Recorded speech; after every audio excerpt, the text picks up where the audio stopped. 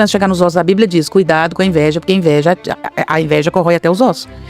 Projetar as minhas misérias, porque quando eu olho pra você e falo de você, isso diz mais a meu respeito do que a seu respeito. É muito fácil meter o pau em quem faz, mas vai fazer, ué. Então mudar de ambiente é também suportar o constrangimento e querer mudar, né? Boa. Então mudar de ambiente é suportar arrancar a sua pele. Essa condição, ela é primais. Por isso que a ambição, o que você chama de ambição, a psicanálise vai chamar de desejo, o desejo nasce da falta. Se não tem falta, não tem desejo. Por que o homem, ele tem essa característica? Parece que vai piorando, em vez de melhorar. O nosso cérebro sempre trabalha para economizar energia. Você tem uma caixa de força funcionando 24 horas por dia. Então ele tenta economizar. 80%, né? Glicogênio da gente, né? Ainda estamos falando de pessoas. Então, realmente, pessoas mais velhas têm um processo mais complicado de mudança mesmo. É fato. E quanto mais velha a gente vai ficando, pior isso vai ficando.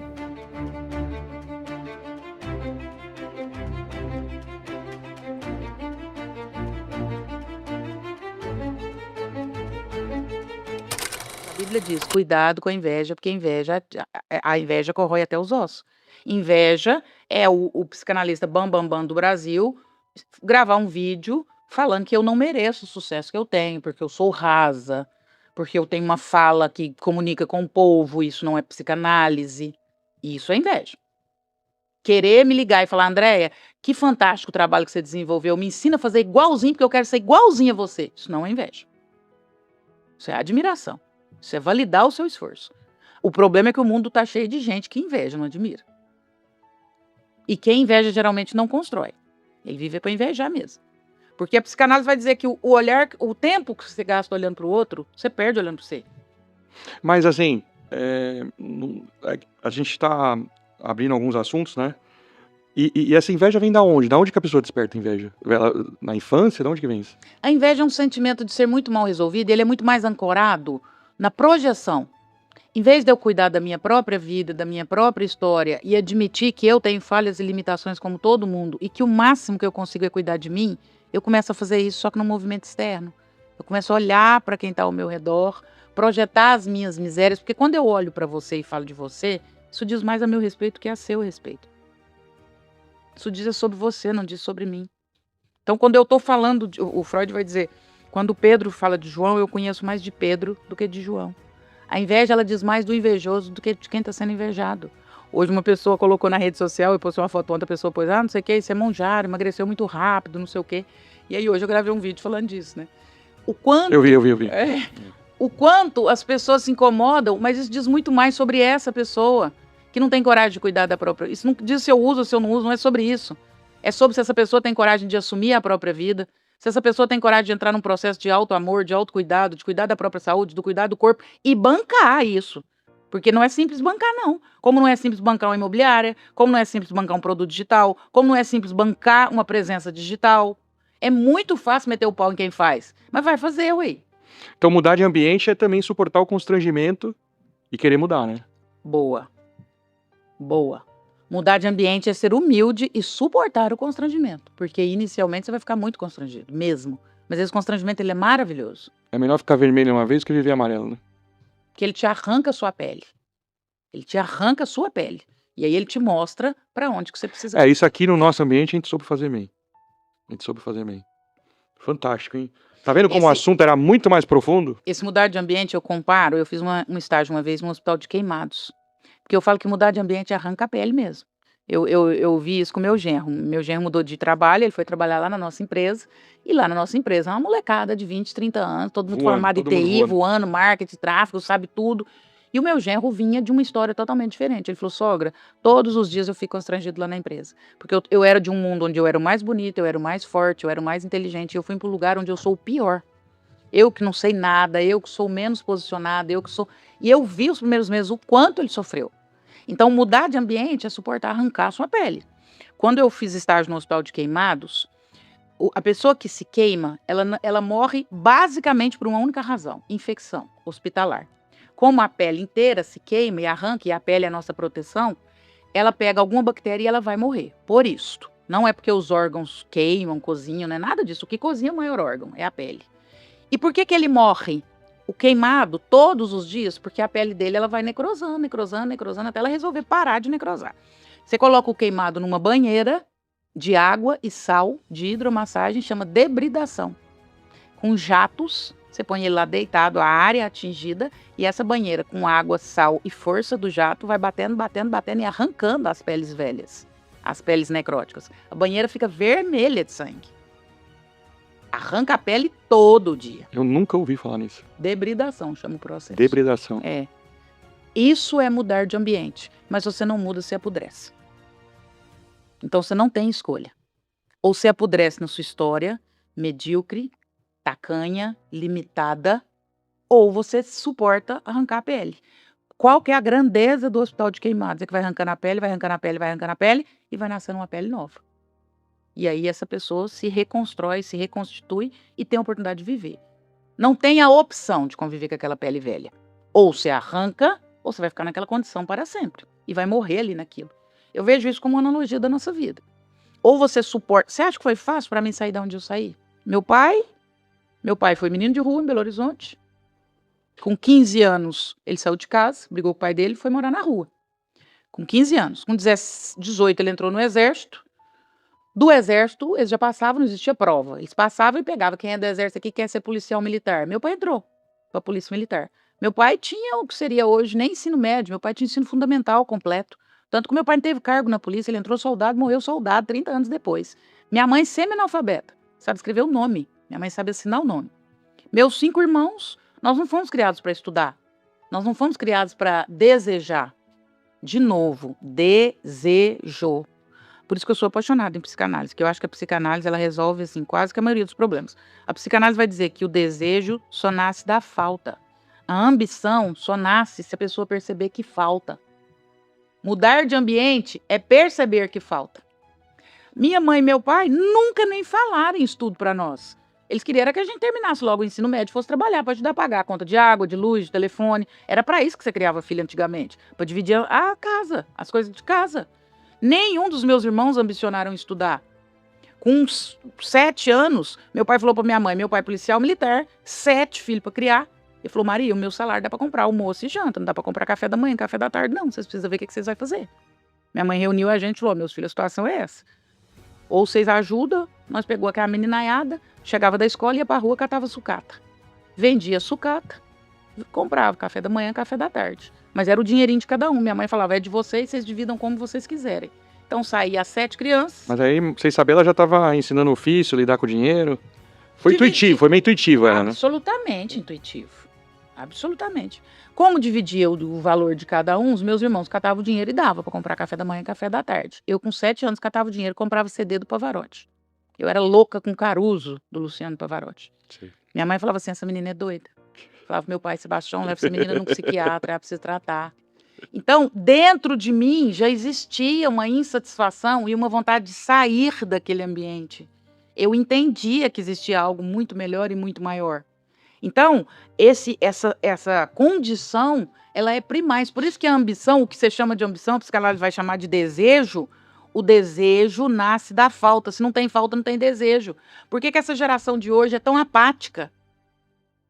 Porque ela não tem desejo. E por que ela não tem desejo? Porque ela não tem falta. Ela já não deixa faltar. Mas então, o bom pai, o bom educador, o bom gestor, ele cria a falta de propósito. De forma estratégica, dentro de um contexto. Perfeito. Perfeito. Se você der tudo para os seus filhos, eles não vão querer correr atrás de nada. Se você der tudo para a sua equipe, ela não vai querer correr atrás de nada. Você tem que criar sempre um gap. A pessoa precisa entender que sempre existe um passo à frente a ser dado e que ela precisa correr atrás desse passo à frente. Se ela consegue tudo, dificilmente ela vai querer correr atrás de alguma coisa. O que a gente está chamando de ambição, volto a dizer que a psicanálise chama de desejo, ele é criado. E ele é vida, isso é pulsão de vida. Pessoa sem desejo, ela quer morrer. Tentativa de autoextermínio. Você não tem desejo de comer, você tem desejo de sair de casa, você não tem desejo de namorar, você não tem desejo de se relacionar, você não tem desejo de ganhar dinheiro. Isso é depressão. Depressão é a somatória das ausências de desejo. Desejo é vida. A pessoa precisa desejar. André, como eu faço alguém desejar? Minha equipe, meus filhos, falta. O desejo nasce da falta. Por que mudança de ambiente é boa? Porque ela gera a falta. Quando eu vou para o colégio de rico, eu falo, poxa, os meninos aqui têm, na época, mobilete. Eu não tenho mobilete. Nossa, eles têm 3 camisetas de uniforme, eu tenho que vir com a mesma todo dia furadinha. Nossa, eles têm tênis da Nike, eu não tenho tênis da Nike. Olha o tanto de falta que foi gerando dentro de mim. As faltas foram gerando desejo. O desejo virou esse motor. incessante de busca, de Você querer sabe crescer. que tem uma tese que eu defendo, e eu queria saber o que você acha dela, e estou preparado para tomar porrada. O mercado imobiliário ele é das mulheres. É a nossa visão. É a minha orientação. Aqui, por exemplo, a gente tem mais de 60 mulheres. Eu percebo a mulher aprendendo melhor as lições, aperfeiçoando melhor, ego controlado. Agora, eu formei profissionais do zero, eu formei a minha empresa do zero, ela é bem conhecida por isso. E na época, como eu nunca tive sócio, nunca fui uma pessoa muito politicamente correta, eu tomei uma decisão. Não contrato homem acima de 40 anos, não contrato macho. Macho velho a partir de 40. Hoje eu sou um cara de 42. E aí, na minha cabeça, por quê? Porque as experiências que eu tive é que, eu não sei se é a testosterona que a gente tem, eu não sei o que é. Se ele tem 40 e precisa trabalhar aqui, é porque ele já não deu certo num monte de coisa. E aí o tempo que eu vou ter porque todo debate, toda discussão gera-se perda de tempo, né? O tempo que eu vou ter com ele, que de repente já vem muito enrijecido, cheio de verdade absoluta, eu prefiro com um jovem. Prefiro fazer com um jovem. Então, a minha vida foi apostar em jovem. O que você acha disso? E por que essas pessoas... Eu vou dar um exemplo. Todo mundo tem na família um vô, uma pessoa... por que o homem ele tem essa característica? Parece que vai piorando, em vez de melhorar. Sem usar dietarismo, né? Pessoas de 40 a mais não vão poder ocupar algum lugar. Eu costumo dizer o seguinte, se você pegar um carro zero e um carro usado que já deu 200 BO, que já passou na mão de todo mundo, vai ser muito mais difícil. Pessoas de certa idade, elas já viveram muitas experiências e isso vai fazendo delas, de novo, mais trauma, mais crenças que limitam, já passaram por N situações. O excesso de frustração, ele cria um vício em frustração. Ah, é? Quando você tenta dieta 10 vezes e não emagrece, você desiste de fazer dieta. Já tentei 10 vezes e não... Por que agora é que vai dar certo? Então, uma pessoa de 40 anos... Excesso de frustração... gera vício em frustração. Isso é neurociência, isso é sinapse. É a primeira vez que eu ouço isso. Isso é sinapse. Se você cria... Sinapse são caminhos neurais. E para vencer também, então? Exatamente. Exatamente. Quando eu crio uma sinapse, sinapses são criadas. O nosso cérebro tem neuroplasticidade. É um dos poucos órgãos do nosso corpo que se forma novo todos os dias. Ele cria sinapses, que são caminhos neurais. Só que o nosso cérebro economiza energia. Uma vez feito um caminho neural, ele decora aquele caminho e ele insiste em permanecer nele. Ele sofre para criar um novo caminho neural, uma nova sinapse. Então, ele vai sempre naquela. Então, se eu tenho... Olha como que eu crio uma sinapse. Eu fiz uma coisa e deu errado. Aí eu fiz a segunda vez, deu errado de novo. 3, 4, 5. Eu criei uma sinapse de fracasso. Agora o meu cérebro vai por aqui. É muito mais fácil. É um condicionamento. O nosso cérebro sempre trabalha para economizar energia. Isso aqui é uma caixa de força funcionando 24 horas por dia. Então ele tenta economizar... Consome 80%, né? Glicogênio da gente, né? Por que o Aristóteles vai dizer que o hábito constrói a virtude? O hábito o excesso, é sempre fazer... O reforço da sinapse. É isso. Então, quando eu crio uma sinapse, nossa, agora deu certo. Por isso que a gente fala que um hábito é criado em 21 dias. Porque realmente, em 21 dias, em geral, se forma uma nova sinapse. Só que nos primeiros 21 dias Pode prestar atenção, vou parar de beber. Os primeiros 21 dias são os mais sofridos. Vou fazer uma dieta, os primeiros 21 dias. Academia, os primeiros 21 dias. A gente compara ao tempo que o foguete tem para sair da atmosfera. Depois que ele sai da atmosfera, ele larga o motor. Ele não precisa mais de motor. Ele vai no flow. Depois que você cria uma sinapse, você vai no flow. Não, já acostumei a fazer academia. Lá quarto dia e já vou para academia, já. Você criou uma sinapse. Mas nos primeiros dias o esforço era gigantesco. Então passa por essa perspectiva. Então, homens que já viveram inúmeras experiências, ainda vamos esquecer o fato masculino, ainda vamos falar das experiências, esquece que é homem. Uma pessoa que já viveu inúmeras experiências de frustração tende a estar viciada em se frustrar. Então, dificilmente para ela é mais esforço para ela sair daquele estado. Diferente de um menino de 18 anos. Olha isso no amor. Que é uma tela aberta, né? Um homem ou uma mulher de 40 anos que já se relacionou com várias pessoas e não casou, dificilmente casa. Um menino de 18 anos, nossa, ganha R$1.500 por mês, aluga um helicóptero, manda jogar pétala, faz loucura. Por quê? Tá novinho, aconteceu nada, não tem sinapse nenhuma, não frustrou, tá construindo as sinapses. Conheceu hoje, amanhã já chama de amor, fala eu te amo. Pega uma pessoa de 30, 40 anos pra você ver. Escolada, não casa fácil de jeito nenhum. Então ainda estamos falando de pessoas. Então realmente pessoas mais velhas têm um processo mais complicado de mudança mesmo, é fato. E quanto mais velho a gente vai ficando, pior isso vai ficando. Casal idôneo, sonhador, mas idôneo. Pessoas honestas, honradas, que merecem ser bem tratadas. Se a mulher chega lá na sua loja com a bolsa Louis Vuitton, não quer dizer que ela tem dinheiro pra pagar seu carro, não, filho. Sim. Você só trata bem quem chega com a bolsa Louis Vuitton? Se o casalzinho chega no maior simplinho e vai comprar seu apartamento só por questão de chinelo e camiseta, você acha que eles não merecem ser bem atendidos? Talvez vai ser esse cara que vai ser seu melhor cliente. Então, é isso que é escassez. Escassez não é só de dinheiro. Pessoa mesquinha, ela é mesquinha em tudo. E pessoa mesquinha não cresce, porque a mão que é aberta para abençoar é aberta para receber. A mão que é fechada para abençoar é fechada para receber. Então, tem gente que é ruim mesmo. Tem. A maldade humana existe. Ah, existe. E aí essa ruindade, ela nasce lá atrás, né? Por quais motivos? Não sei.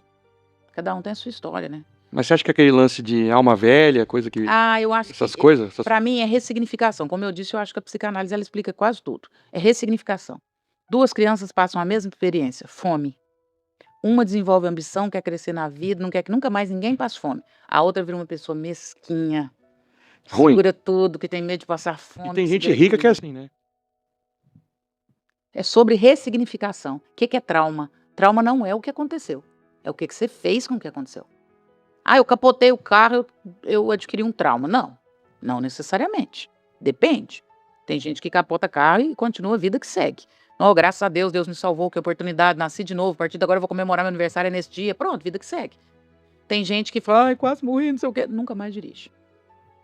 Mas o vitimismo aí vem da onde? O vitimismo vem dessa... É aquele vício de se colocar no lugar de ser ajudado, de ser... É a forma com que você lê. Você falou uma palavra, eu paro muito em palavras. Você falou uma palavra que ela é mestra, consciência. O vitimismo vem da ausência de consciência sobre os fatos. Duas pessoas passam pelo mesmo fato, uma se vitimiza, a outra enxerga ali possibilidades.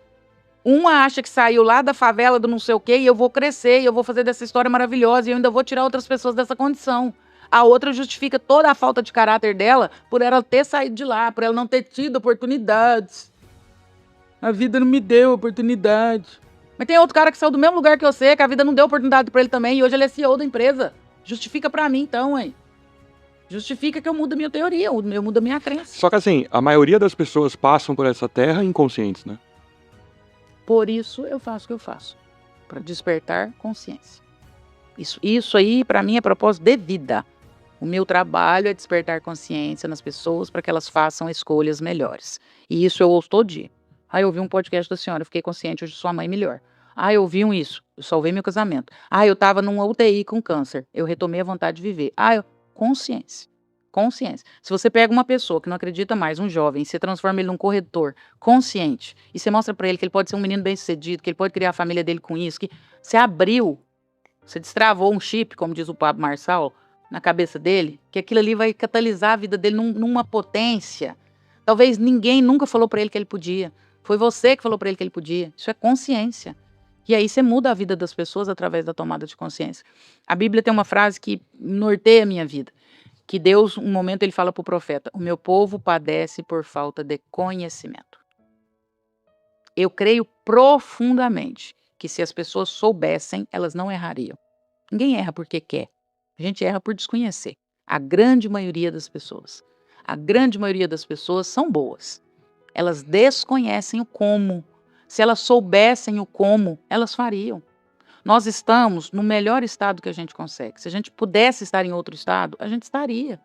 O fulano não está naquela miséria, naquela vida, naquela reclamação, porque ele quer. Se ele soubesse como sair, ele sairia. Então, eu acredito muito. As pessoas padecem por falta de conhecimento. André, em que área? Na corretagem, nos negócios, na psicanálise, no hospital, no médico, na dona de casa, na mulher que faz o café. Padece por falta de conhecimento. Outro dia eu estava no aeroporto de Belo Horizonte, na sala VIP. Aí veio uma senhora, eu estava de boné, de óculos, veio uma senhora, me olhou. Se eu te conheço, bem mineirinha. Falei, capaz que conhece. Será que eu conheço? Falei, conhece. Uai, mulher, me fala da onde agora? É que agora eu tô até nervosa. Da onde eu te conheço? Falei, você vai ter que adivinhar, você me conhece. Ela, você é de Valadares? Falei, não, menina, eu sou de Valadares. Aí comecei a rir e brincar com aquela história. Aí meu marido ficou incomodado, falou, ela é a doutora André, mostrou os vídeos. Ah, é mesmo. Ela servia café na sala VIP. Eu assisto um monte de vídeo seu. Aí até sentou, catou a cadeira. Deixa eu falar um negócio pra senhora, doutora. Meu filho usava droga, eu até apanhava dele. Pegava meu dinheiro, quebrava a casa. Depois que eu comecei a assistir os vídeos da senhora, pus ele até pra fora de casa. Falei, não, aqui não. Aqui ou você vira homem e faz as coisas, ou você vai embora. Porque aqui a dona da casa sou eu. A senhora revolucionou minha vida, eu tinha que beijar as mãos da senhora. Olha, aquela senhora não teria acesso nunca à terapia. Nunca. Ela não tem dinheiro, ela ganha R$ 1.400 por mês. Quando ela assiste um vídeo e toma consciência, olha como ela toma decisões melhores, aí minha vida passa a valer a pena. Aí eu falo, cara, é pra isso que eu acordo todos os dias de manhã. Tá valendo a pena. Se uma pessoa tomar consciência e fazer melhores escolhas,